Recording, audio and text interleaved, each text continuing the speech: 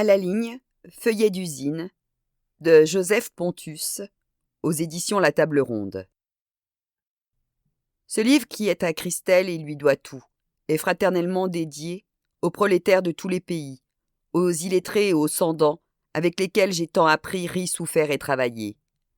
À Charles Trenet, sans les chansons duquel je n'aurais pas tenu, à MDG et à ma mère. C'est fantastique tout ce qu'on peut supporter. Guillaume Apollinaire. Lettre à Madeleine Pagès, 30 novembre 1915. Chapitre 1. En entrant à l'usine, bien sûr j'imaginais l'odeur, le froid, le transport de charges lourdes, la pénibilité, les conditions de travail, la chaîne, l'esclavage moderne. Je n'y allais pas pour faire un reportage, encore moins préparer la révolution. Non. L'usine, c'est pour les sous, un boulot alimentaire, comme on dit. Parce que mon épouse en a marre de me voir traîner dans le canapé en attente d'une embauche dans mon secteur. Alors, c'est l'agroalimentaire. L'agro, comme ils disent. Une usine bretonne de production et de transformation, et de cuisson, et de tout ça, de poissons et de crevettes. Je n'y vais pas pour écrire, mais pour les sous. À l'agence d'intérim, on me demande quand je peux commencer. Je sors ma vanne habituelle, littéraire et convenue. Eh bien, demain, dès l'aube, à l'heure où blanchit la campagne. Pris au mot, j'embauche le lendemain à 6 heures du matin. Au fil des heures et des jours, le besoin d'écrire s'incruste, tenace comme une arête dans la gorge. Non, le glauque de l'usine, mais sa paradoxale beauté. Sur ma ligne de production, je pense souvent à une parabole que Claudel, je crois, a écrite.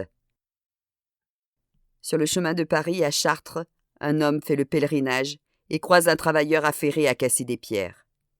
Que faites-vous ? Mon boulot. Casser des cailloux, de la merde. J'ai plus d'eau, un truc de chien, devrait pas être permis. Autant crever.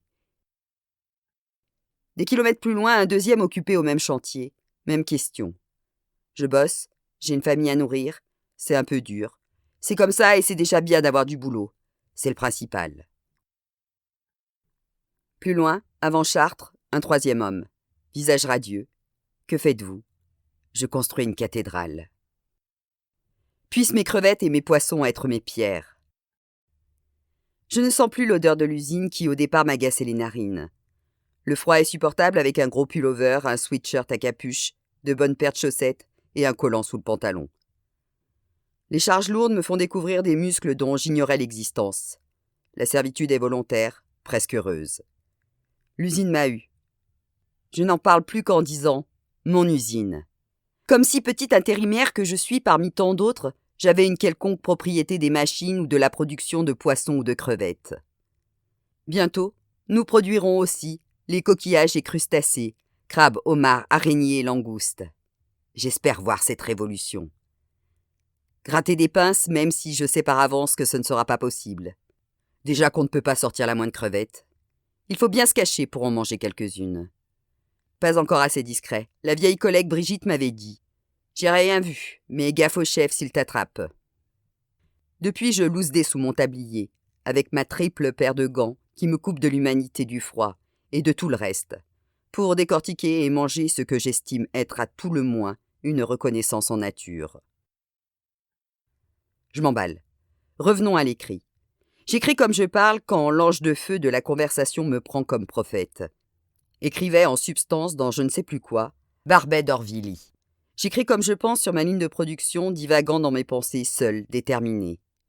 J'écris comme je travaille, à la chaîne, à la ligne.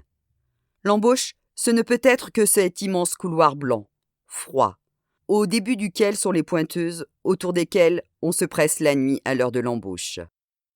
4 heures, 6 heures, 7h30 du matin, suivant le travail assigné. Le dépotage, soit les caisses de poissons à vider, le mareyage ou l'écorchage, soit la découpe de poissons, la cuisson, soit tout ce qui concerne les crevettes. Je n'ai pas encore eu le malheur d'être de l'après-midi ou de soirée. Commencer à 16h, finir à minuit. Ici, tout le monde s'accorde à dire, et j'en conviens jusque-là, que plus tu commences tôt, mieux c'est. Sans compter les heures de nuit payées 20% de plus. Comme ça, t'as ton après-midi. Quitte à se lever tôt, autant se lever tôt. Mon cul! Tes 8 heures de boulot, c'est 8 heures de boulot à quelques heures de la journée. Et puis, quand tu rentres à la débauche, tu rentres, tu zones, tu comates, tu penses déjà à l'heure qu'il faudra mettre sur le réveil. Peu importe l'heure, il sera toujours trop tôt. Après, le sommeil de plomb, les clopes et le café du réveil avalé. À l'usine, l'attaque est directe. C'est comme s'il n'y avait pas de transition avec le monde de la nuit. Tu re-rentres dans un rêve ou un cauchemar. La lumière des néons, les gestes automatiques, les pensées qui vagabondent, dans un demi-sommeil de réveil. Tirer, tracter, trier, porter, soulever, peser, ranger. Comme lorsque l'on s'endort. Ne même pas chercher à savoir pourquoi ces gestes et ces pensées s'entremêlent. À la ligne. C'est toujours s'étonner qu'il fasse jour à l'heure de la pause quand on peut sortir fumer et boire un café. Je ne connais que quelques types de lieux qui me fassent ce genre d'effet. Absolu existentiel radical. Les sanctuaires grecs, la prison, les îles et l'usine. Quand tu en sors, tu ne sais pas si tu rejoins le vrai monde ou si tu le quittes. Même si nous savons qu'il n'y a pas de vrai monde, mais peu importe. Apollon a choisi Delphes comme centre du monde. Et ce n'est pas un hasard. Athènes a choisi l'agora comme naissance d'une idée du monde, et c'est une nécessité. La prison a choisi la prison que Foucault a choisie. La lumière, la pluie et le vent ont choisi les îles. Marx et les prolétaires ont choisi l'usine, des mondes clos, où l'on ne va que par choix, délibéré, et d'où l'on ne sort. Comment dire ? On ne quitte pas un sanctuaire indemne. On ne quitte jamais vraiment la tôle. On ne quitte pas une île sans un soupir. On ne quitte pas l'usine sans regarder le ciel. La débauche, quel joli mot, qu'on n'utilise plus trop sinon au sens figuré. Mais comprendre, dans son corps, viscéralement, ce qu'est la débauche, et ce besoin de se lâcher, se vider, se doucher pour se laver des écailles de poisson. Mais l'effort que ça coûte de se lever pour aller à la douche quand tu es enfin assis dans le jardin après 8 heures de ligne. Demain, en tant qu'intérimaire, l'embauche n'est jamais sûre. Les contrats courent sur 2 jours, 1 semaine tout au plus. Ce n'est pas du Zola, mais on pourrait y croire. On aimerait l'écrire le 19e et l'époque des ouvriers héroïques. On est au 21e siècle. J'espère l'embauche, j'attends la débauche, j'attends l'embauche, j'espère. Attendre et espérer, je me rends compte qu'il s'agit des derniers mots de Monte Cristo. Mon bon Dumas. Mon ami, le conte ne vient-il pas de nous dire que l'humaine sagesse était tout entière dans ces 2 mots, attendre et espérer.